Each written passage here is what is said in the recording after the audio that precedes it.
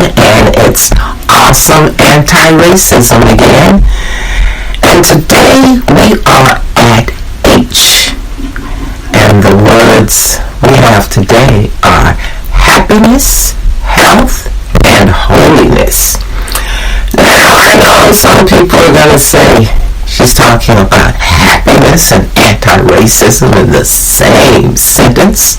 Yes, because if you're anti-racist, you are happy because you know you are working to help make the world a more human place to live in. Because we are all human beings. And then once we start learning to love each other as human beings and respect each other and want everyone to have happiness and health and holiness, then we'll start to extend that to the animals and the environment. And we'll understand that all things are connected. And that's what's so important. And recognizing that these external differences are here to create beauty, not separation, not hierarchy, not a caste system. That indeed in all of life, we all have a special role to play. And that's what makes us happy. Now, health is important because I went and got a clean bill of health yesterday from my doctor. And that makes you feel good. It makes you feel empowered. Particularly when you've reached that magic age when people say, oh, you're old. But as they say, you're only as old as you feel. And I'm feeling 16 these days. And health is important because it has become an issue being raised during this pandemic. That once again, more black people and brown people are dying disproportionately to our numbers in the general population. And also disproportionately those who are still living and surviving are getting impacted unfairly because of the nature of their jobs, which makes them more susceptible to getting sick or more stressed out because they have to work as essential workers. And if they don't get to work, go to work in some states, they can't get unemployment. And so this is why I'm doing awesome anti-racism, because for the health of black and brown people in this country, for our sanity, to relieve the stress, to stop the obvious assault on voting rights because Democrats won in Georgia and Arizona. The Republicans want to make it so that they can't win again? Is this democracy?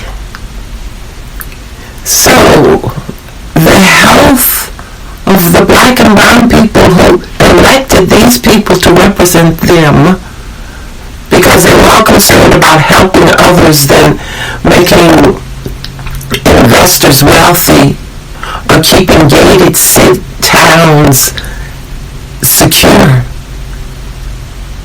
rather than providing benefits of health and education to all American citizens in one way or another.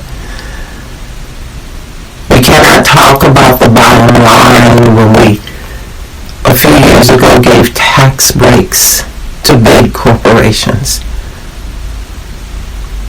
There is money in this country to take care of everyone. So if we do not address the obvious racist basis of political bills and actions on state and federal level, we are failing in our responsibility as anti-racist warriors.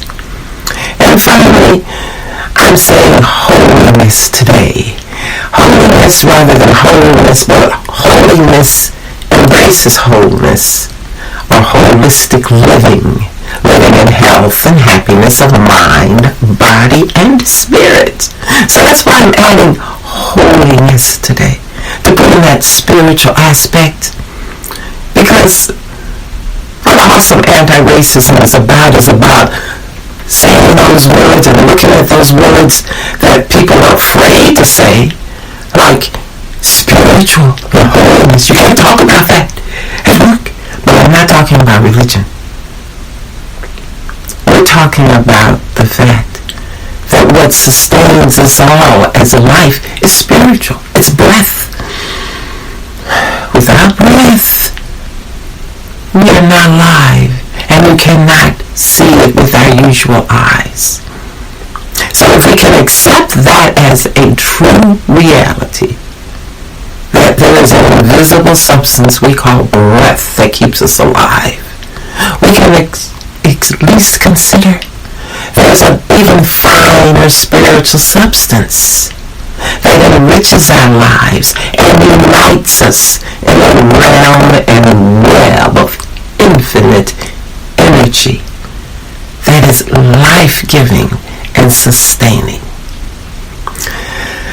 So thank you for listening today to my awesome anti-racism rant, for lack of a better descriptive. Your associate, creating compassionate community, Skywalker Payne.